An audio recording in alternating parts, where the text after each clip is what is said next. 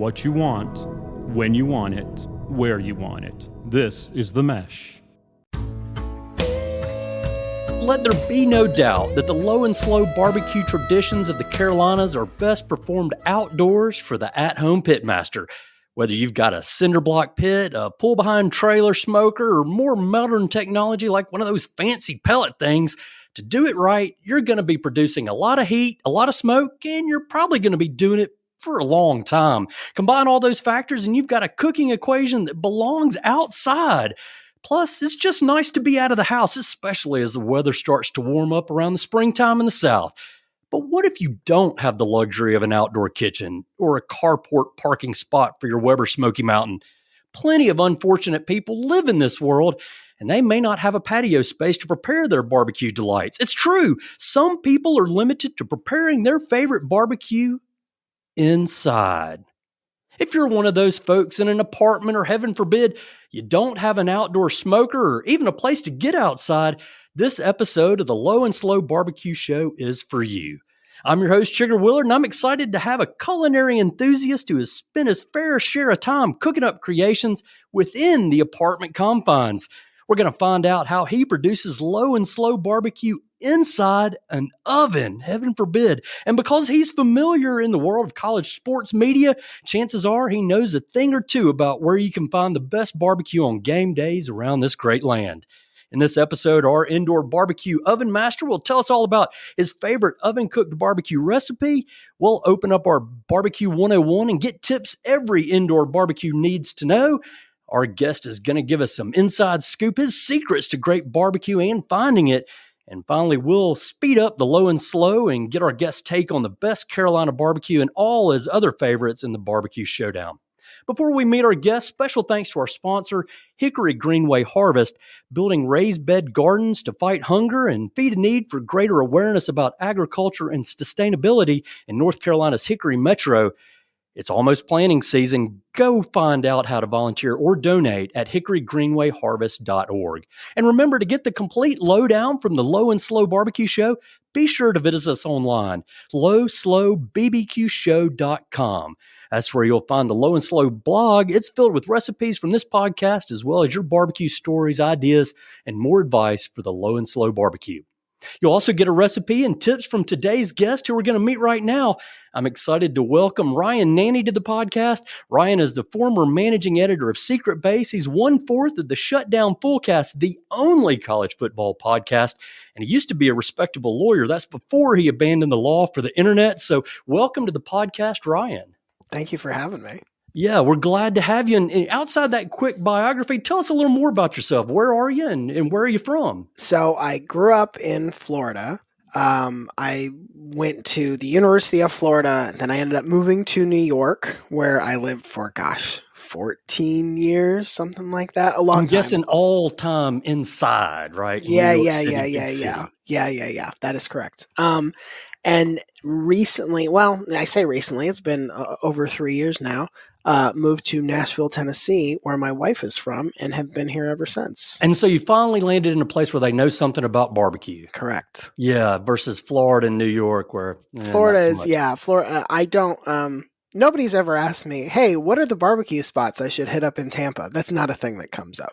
Yeah, no, that's probably even something different. You probably get Korean, or even maybe they just call it a hamburger if it's barbecue. Yes, right? Probably right. Right. Well, so let's get into what you can do. And as I understand, that's cooking indoors in an oven. So what's your specialty? What are you known for in the barbecue realm? So the thing that I enjoy cooking the most, and that is probably most well received, is a dish called Bosam, which is originally something I had at one of David Chang's restaurants, Momofuku. Momofuku Sam is the name of the restaurant. Can you say that on a G-rated podcast? You can. Absolutely. And what it is, it's slow roasted pork shoulder that's been given, a nice sugary, salty rub, and sat in that, and then it cooks for like 6 hours or so. Yeah, that's low and slow. Yeah.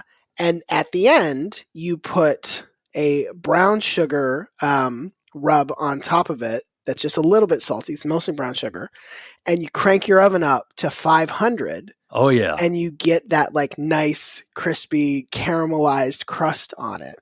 And then you serve this giant pork shoulder with rice, with these two special sauces. One's like a red gochujang sauce. One is a like ginger scallion sauce. And in the restaurant, I haven't done this myself. You can also get it with oysters for some reason. Ooh, But it's delicious. surf and turf of a different ilk there. Yes. And I think, like all good barbecue, one of the strengths of this dish is that it's just as good a day later. Like eating the leftovers of this is delightful in a way that eating oven cooked meals is not that's not always true. No, this that's true. This is a big exception to that rule. Yeah.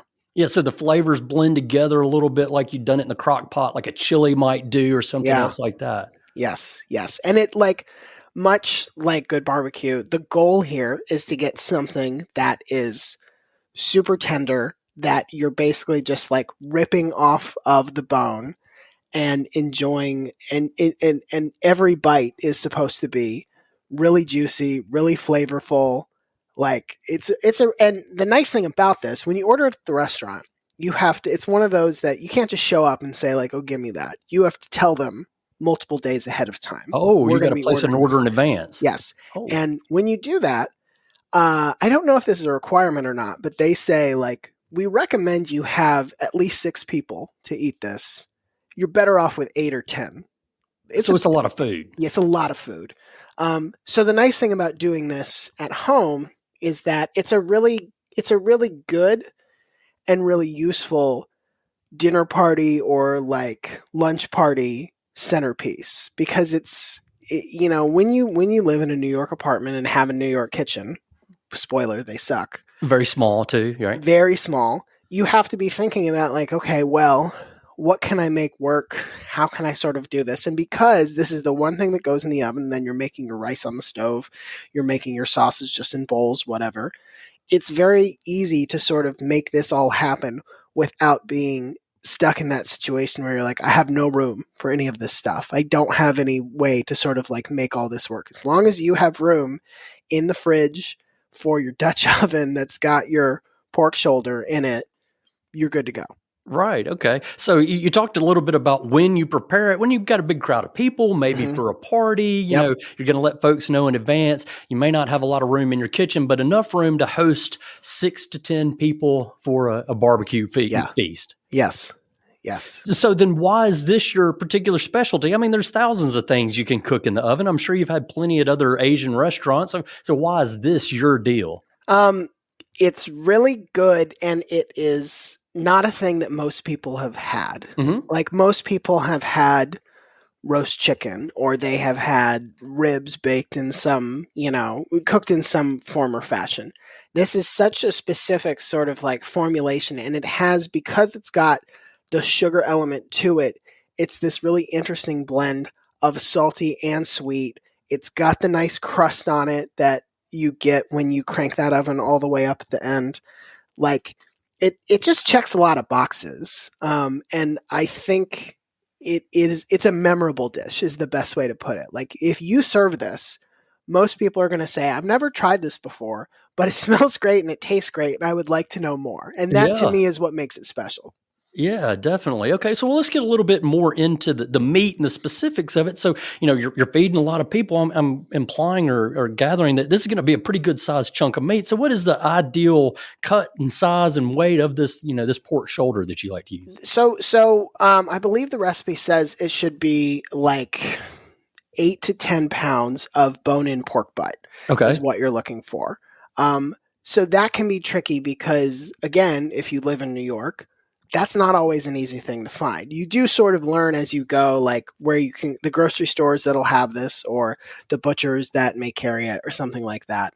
But that's sort of the range that we're talking about here. So not a small piece of meat by any means. Yeah. In Nashville, you probably get it at every grocery store. Yes, it would be. It's much easier to source here. That's good. That's good. So what about the treatment beforehand? Do you put any kind of rub or let it season before you get ready to cook? Yes. So you do just a simple rub of white sugar and salt, and I think it's 1-to-1 if memory serves. Okay. Just put that, you rub it all over the meat, you cover that in plastic wrap, and you put it in the fridge for, usually I do that the night before. So if I'm making this for dinner, I'm going to do that. I'm putting the kids to bed, and at 9 o'clock, I'm putting the rub on the pork, wrapping it up, and letting it just sit and sort of absorb all of that until we cook the next day. And then how do you cook it? You put it in the oven, but do you do anything special? Tell me about how you prepare the oven and get that set up. So I like to do this in a Dutch oven. That's a cast iron enamel Dutch oven is my preferred sort of do that, mostly because it sort of keeps everything contained. You can do it in a roasting pan as well, but I frequently lived in places where I didn't have room for a full-size roasting pan, or I just didn't own one. And most of the time, I would say more 8 than 10, if you've got a good-sized Dutch oven, you can fit the pork butt in there. I also just like how it sort of like retains and recirculates the heat in a good way. I'm sure it keeps a lot of the moisture inside with the meat too. Yes. So you're putting it in a 300 oven, and it is cooking in there for, I would say, 6 to 7 hours. And you're basically every hour. This is the other reason why I like to do it in the Dutch oven. Every hour you're going in and getting some of the juices that have come out and rebasting it over the top, and just sort of making sure that it's staying nice and moist. And then once basically it is fall off the bone, where you can sort of just like scrape it with a fork and the meat starts coming off pretty easily. Then you pull it and you let it rest. It needs to rest for like an hour or so before we go back to our last cooking step. Okay. Well, let's get into that. So you've got it out. You've let it rest for an hour. Yeah. You know that it's good and done. Yep. Then what's next? How do you treat it before you get ready to serve? So you put a tablespoon of salt with about 5 or 6 tablespoons of brown sugar. You make a little rub out of that, and you put that on the cooked pork on top. So you haven't shredded the pork up. You've left it largely intact. You put that into the oven that's when you're going up to 500. Right. And that's only going in for 10 minutes. Like, this is one where you're definitely looking for less of a time and more of a, I'm keeping an eye on it and making sure that it's not burning. I'm making sure that like the sugar is melting and giving me a crust, but I'm not trying to accidentally flambe my pork here in the home stretch. Right. You want it caramelized, not charcoalized. Yes. Yeah, Correct. I gotcha. So, Correct. But that's interesting. You're going to take the meat out and let it rest for an hour and then take that next step of the glaze and getting it broiled on. Why do you feel like that makes a difference, giving it that hour of rest? I think it sort of helps you it helps sort of not dry the pork out, because what you're trying to do in that last step is sort of just give it that crust. You're not trying to, the meat is done cooking at that point, and you could, if you wanted to, just serve it.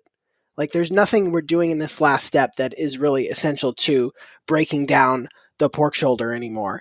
And so I think letting it rest sort of makes it so that you are putting it back in and not giving it time to overcook, essentially.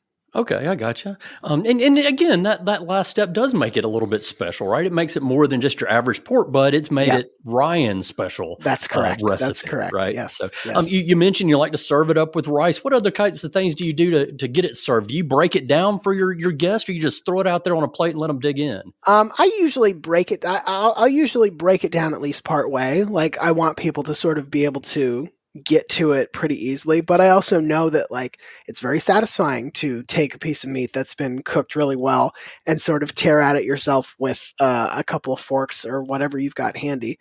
So yeah, I'll start the process. I'm not putting it out there and sort of saying good luck. Right. And rice, anything else you want to serve it with?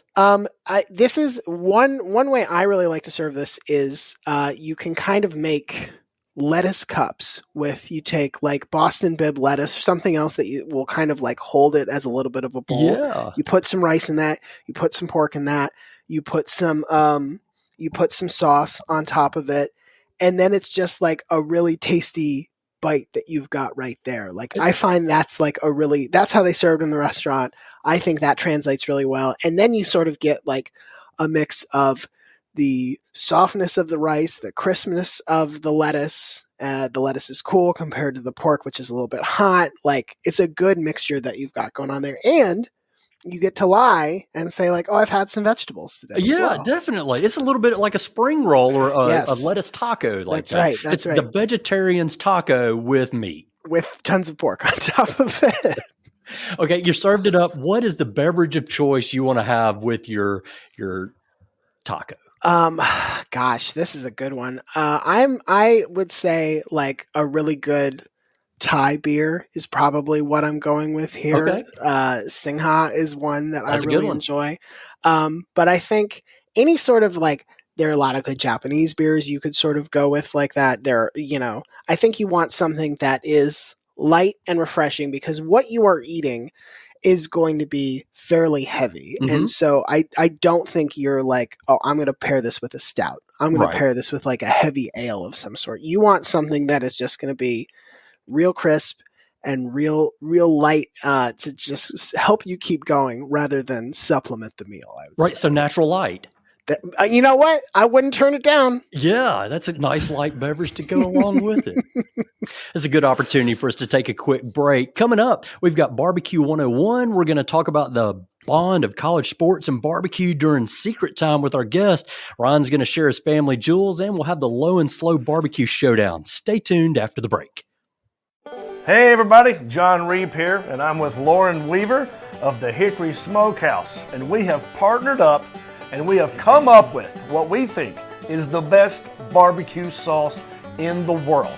It's called John Reep's Hickory Smokehouse South in Your Mouth Barbecue Sauce. But don't just take our word for it. Listen to what other chefs are saying.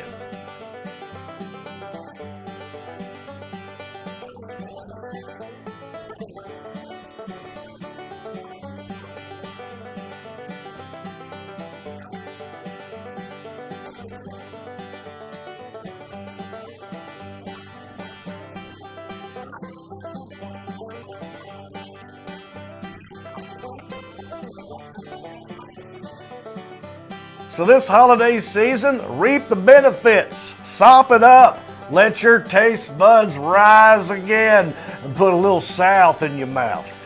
We got it in hot, too. Yeah. Thanks, Lord.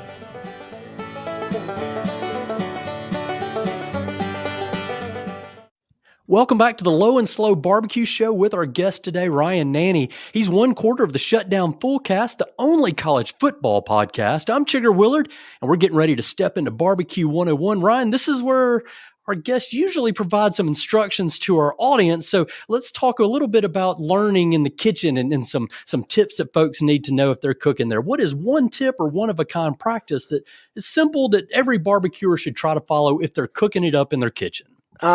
So I think this is true for anything you're trying to cook in your house, but this sounds so obvious. You should read the whole recipe first. I don't know how many times that I have sort of dove in and said, I'm just going to do this recipe as I'm going to start with step 1. What does it say? I'm going to do that. And then you get to step 5 and you realize, oh, it wanted me to do something that I should have done a day ago. It wanted me to prepare some element. It wanted me to like get something ready. And I've done this totally out of order. It is so critical that you actually read the whole thing start to finish. Understand what it wants you to do. Because listen, even the best recipes are sometimes written poorly. And they'll have sort of implicit steps or steps that they think that you understand you should take that you miss. And when you do that, I also find that is also when I like do my best prep work. And I make sure like, I have paprika, right?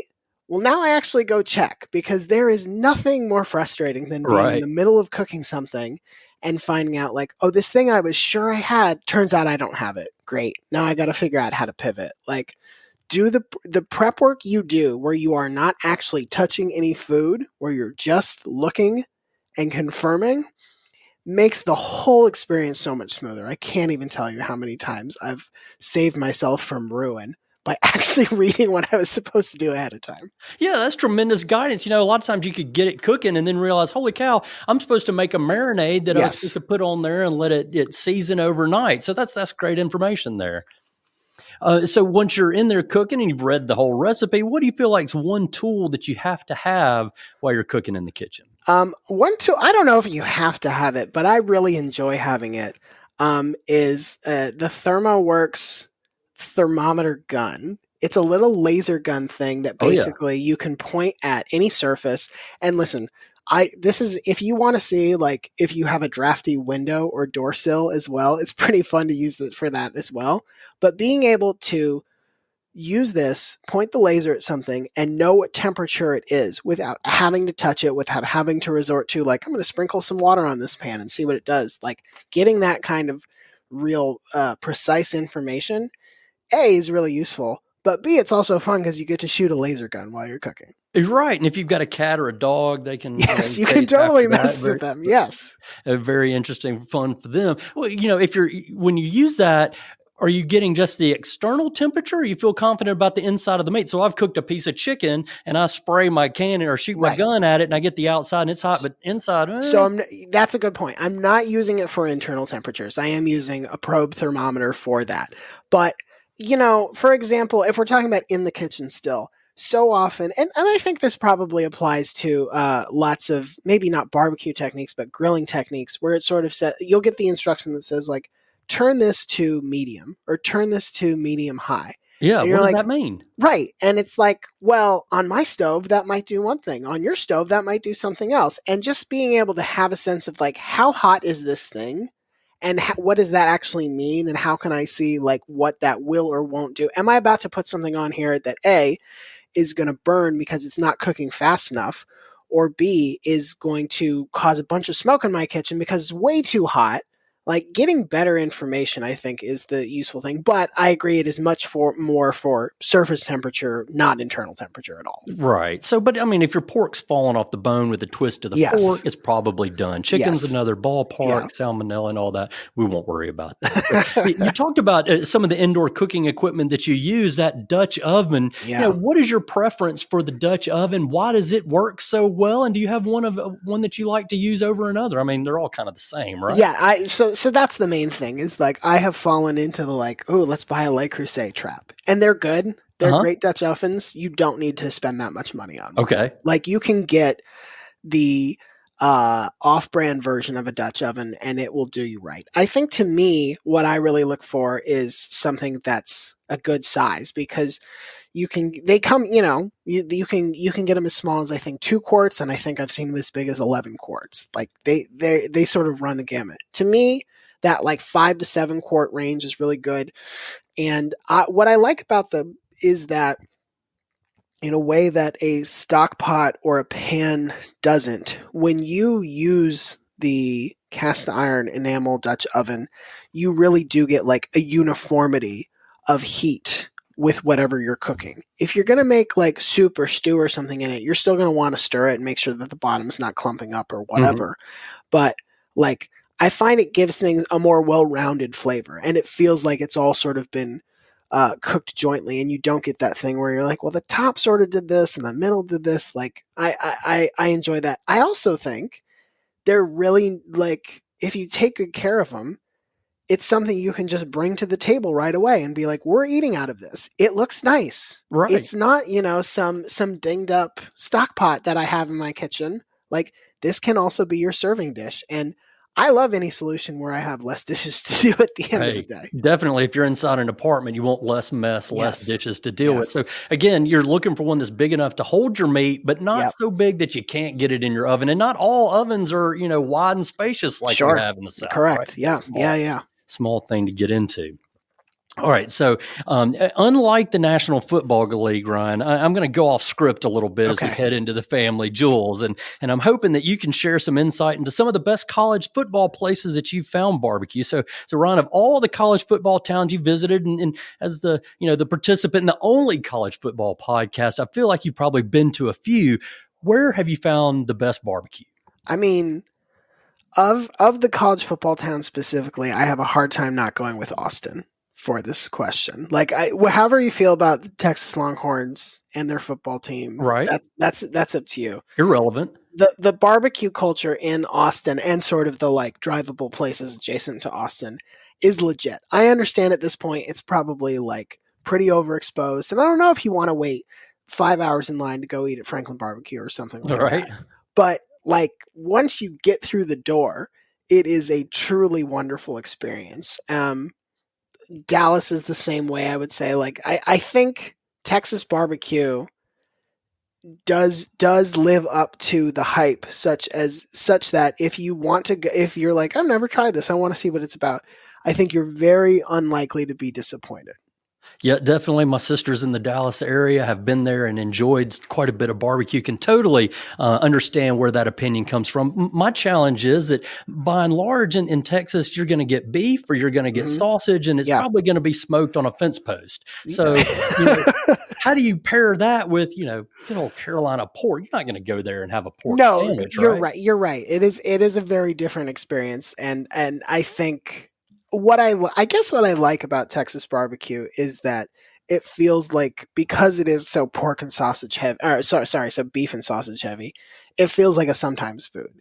Like, I don't think I could live in Texas and be like, this is my Friday barbecue that I'm going to brisket eat every Friday with a beer. That's it. No, you died 40. But if you are in town for work or to see a friend or to go to a football game, and you get to do this like once a year, once or twice a year, like, it's a really special treat. I do agree with you that like the more pork centric styles or chicken centric styles like feel more of a like, hey, let's have some barbecue tonight kind of thing. Texas barbecue is not something you can casually just jump into for lunch or something like that. Right. You're going to eat it and spend the rest of the day enjoying it or suffering or sweating. You're going to be lying down no matter what. Right. Yeah, that's perfect to go into a Texas football game because you don't want to see it anyway. Just lay down and close your eyes and hope it gets over quickly. So outside of the barbecue, who do you feel like has the best tailgate around college football America? I think it's LSU, no question. Really? Like, all the corn dogs. I think LSU has the right mix of, there are a bunch of people who take cooking super seriously and are really about like not just taking cooking seriously, but figuring out how to take tailgate cooking seriously. Because a lot of the challenge when you talk about like what makes a good tailgate is you can make really good food. Can you make it under a tent starting at 7 a.m. with like very limited access, where you sort of have to pick and choose what's coming and what's not? And what I like about LSU as a tailgate scene is there is sort of a defiance that says, we will figure out how to cook these things. And it's not a tailgate scene that is, here are some trays we brought from the grocery store. Like, you can find that anywhere. Yeah. But LSU is sort of like, yeah, we're getting the propane tanks. We're making etouffee in a big pot, and we're serving it up with a bunch of Jello shots because that's what we're here to do. And so I think if you told me you can go to one tailgate this year, and it doesn't matter what the game is, you can just go to one tailgate experience, I would pick LSU 9 times out of 10. And they're folks that they probably have read all the ingredients and all the instructions and everything before they got there. So they know, like you said, they got to have the propane cooker out there. They've got to have all the details and know exactly how to do it. Yes. And chances are they've probably done it a few times before. Oh, 100%. Yes. This is not their first or fifth rodeo. No. Yeah. So let's take the other side of the coin. Who's the worst tailgate? Gosh, this is, I will say a very specific example of this is the Florida-Georgia tailgate in Jacksonville, Florida. Okay. And it's not that it's the worst, but it is, you're not going to get anything culinarily exciting because it's a neutral site game. So neither, you don't have a ton of people who are locals necessarily who are there for the game. Most people are driving in. And B, it's not like Texas, Oklahoma, where you have the Texas State Fair right there. You're sort of like, well, that's the thing. We're going to go see Big Tex and we're going to eat all the deep fried stuff, a fried sneaker or something. Yeah, exactly. So I think that is much more of a tailgate where you are more likely to get like, yep, here's a tray of chicken fingers that we got from Publix. But the flip side is people who are tailgating at Florida, Georgia are pretty much just there to get wasted. Like, I don't even think food is part of the equation. So if you wanted a very food specific experience, I would not pick that game. No. Well, and there's a long tradition of the neutral site game, and they've been selling alcohol there for Yes. generations, and now Yes. you can get that anywhere. But they're already there with the mindset of getting quite drunk. Yes, correct. So, kind of keeping along that same line of thought, it's a big game. It's a great thing. But at the end of the day, which tailgate's the most overrated? Oh man. I haven't been to the Grove, so I couldn't tell you exactly what that experience is like, but I'm curious what the consistency level is, because you hear, it's a big deal and it's, never lost a party, et cetera, et cetera. Yeah. I'm curious, like, is that true all the time? If Ole Miss stinks, is that tailgate any good? Yeah. I'll put it this way. Science demands testing, and I would like to find out for myself and report back and let you know if the Grove is actually a worthwhile tailgating experience, or if it's just a bunch of fancy people eating, deli subs cut up into little triangles under chandeliers. Yes, correct. Right. Yeah. I'm with you. You hear so much about, the Grove being such a great place. To me, it's just it can't possibly be as good as all the hype that we hear about it, right? I mean, I bet at its peak, it's great, but that's a lot of Ole Miss football. And I know from experience that it's hard to sustain that level of Ole Miss excitement year in and year out every week. Right. The land sharks. Hey, I'll tell you another place that you should avoid is Atlanta. Mm-hmm. There's no fun in tailgating around the Georgia Dome, just simply because there's nowhere to tailgate around the Georgia Dome. Buy that. We've been to a few games down there, and it's not, sure, the venue's great and the game's probably great, but you're not going to find a place to hang out and party before the game. Right. That makes sense. That tracks. So turning the camera a little bit back towards you, Ron, I've snooped into your Instagram celebrity hot tub a little bit and peeked at some of your culinary creations. There's quite a few of them out there. Now, how and when did you start experimenting and getting involved in cooking in the kitchen? So I think, like most people, I started as a kid, mostly with my mom, just sort of like helping here and there. I don't know if you believe this, but I do generally believe that people tend to be either more of a cook or more of a baker. Mm-hmm. And I fall into the latter category for sure. Like, okay. I enjoy baking more consistently. I am better at baking more consistently. And so that is probably the thing that I find myself coming back to most consistently, for sure. Well, that's interesting, because baking's not easy. You got to get all the science to it exactly right for it to come out. With barbecue, you can screw up just a little bit and it's still going to be good, but you can't do that when you're baking, right? So I think that's part of what I like about baking, is that my wife is a better cook than I am by far, and I'm fine at it. I'm not bad by any means, but I think good cooks have a real sharp gut sense of, like, okay, here's how I'm going to adjust on the fly. Like, it's like watching a really talented point guard or something, where it's like, all right, this is not exactly what I thought was going to happen, but I'm not worried, and I know exactly what I'm going to do here. And what I like about baking is that baking is a math test. And it's just like, if you follow the instructions and if you do it the way you're supposed to do it, it should yield the correct results every time. Like, there is something comforting about, there is a consistency to baking that not only works on an individual experience level, but it also means you can get better at it over time. I think, like, the reps really help. And that's probably true of cooking as well. But for whatever reason, like, I can get real gun shy when it comes time to, like, I don't know, have I over-seasoned this? Have I under-seasoned this? What, do I need to let it cook a little longer? Whatever. There's no mystery like that with baking. If it says put it in the oven at 375 for 30 minutes, it doesn't mean 32. It doesn't mean 28. Like, just put it in there. Right. Well, and some of the environment, though, can change your situation. So if it's a humid day or a really dry day, that's where you got to have the knowledge of adding a little bit of this or a little bit of that to make it come out okay. Yes, that is true. There is some, but even that to me is like, well, that's just the math question changing. And there is enough, thankfully now in the internet age, there's enough resources out there where I feel like you can learn, okay, I need to make this swap, my favorite swap, when you're out of, if you're making, for instance, chocolate chip cookies, if you're out of vanilla extract, just use bourbon, just use whiskey. It does the exact same Sure. thing. And also then you get to have a little whiskey while you make cookies. While you make it, because you've got Yeah. it out anyway. That's right. That's right. So what's the worst thing you've ever made, either baking or barbecue? Oh man. The worst thing I've ever made. Okay, I know what this is. I have had some truly unfortunate stir fry experiences.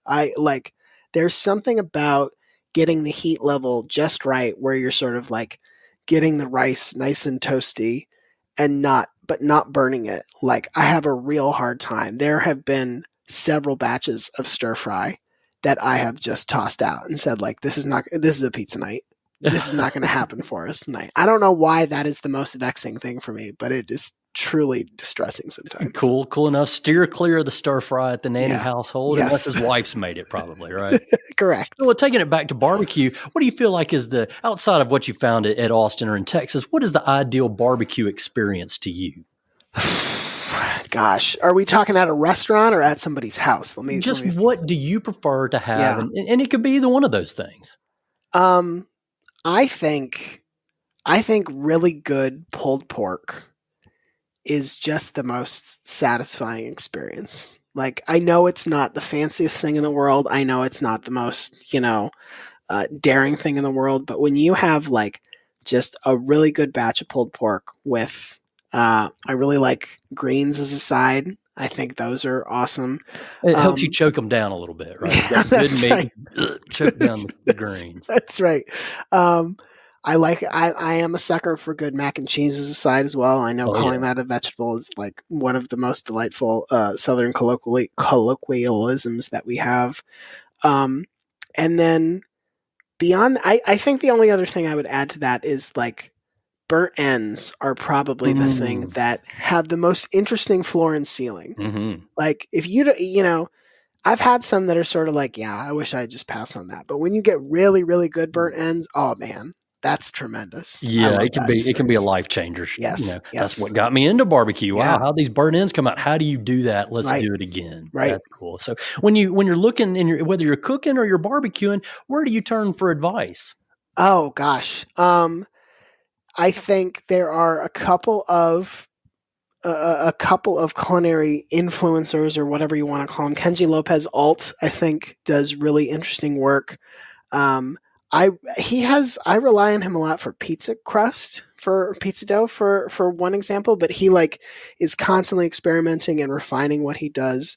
Claire Saffitz is all like my go-to for desserts specifically. And then barbecue, we talked about this a little pre-show. I mostly lean on my brother-in-law who like has built his own cinder block smoker, loves to sort of like, he's the kind of guy who will call you on a Friday and be like, hey, are you busy tomorrow? Because I have, 3 pork shoulders and I just want to I want to do a bunch and just see how they come out. And I just want somebody to hang out with and try and taste test and that's the best kind of relative to have, really, is somebody who's just like, hey, would you like to come over and help sort of be near me while I barbecue and you just get to benefit from it. Everybody needs a brother-in-law like that, or a family, or a friend member like that to do that with. So what do you feel like is your proudest moment in barbecue cooking? I think the last time I was over with him, I know what the answer is. I helped him build the cinder block smoker. That's what it was, is sort of like being able to sort of build that and test that. And I think we just did chicken the first time, but it was so fascinating to sort of like construct that and sort of learn like, okay, this is how this, we talk about, every stove is different and every grill is different, whatever. But when you build it yourself and sort of get a sense for like, okay, this is how smoke moves through this. This is how heat operates in this thing. Mm-hmm. And this is how you're going to have to like move things around and place them strategically. Like, that's just a cool experience to sort of say like, okay, here is a thing that was a bundle of hardware parts and now it cooked us dinner, and that rules.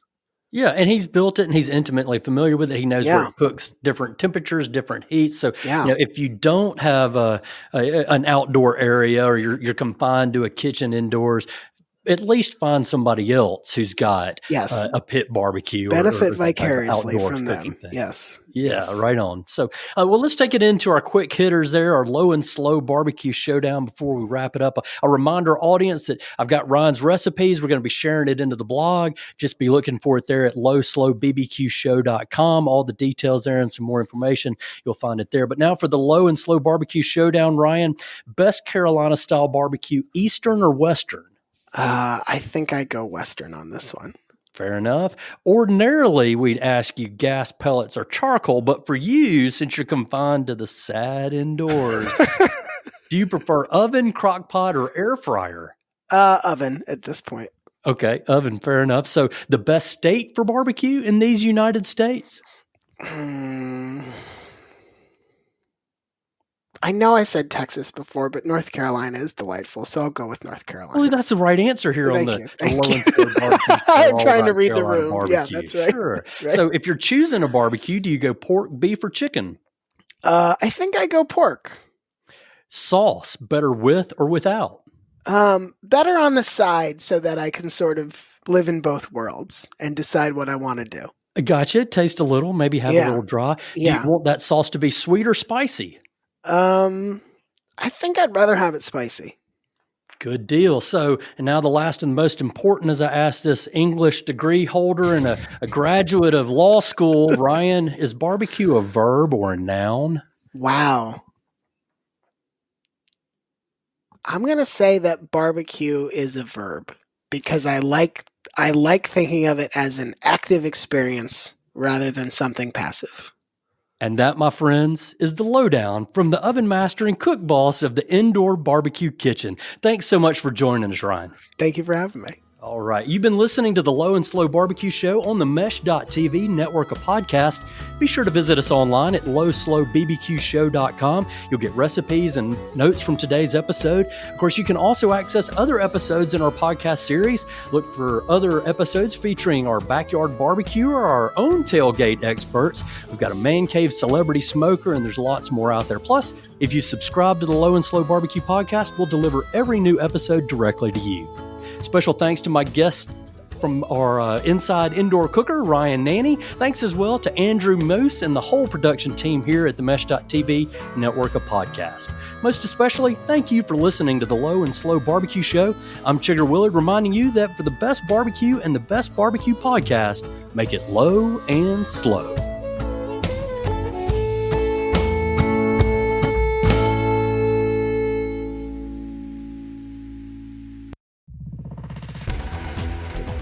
You've been listening to The Mesh, an online media network of shows and programs ranging from business to arts, sports to entertainment, music to community. All programs are available on the website as well as through iTunes and YouTube. Check us out online at themesh.tv. Discover other network shows and give us feedback on what you just heard.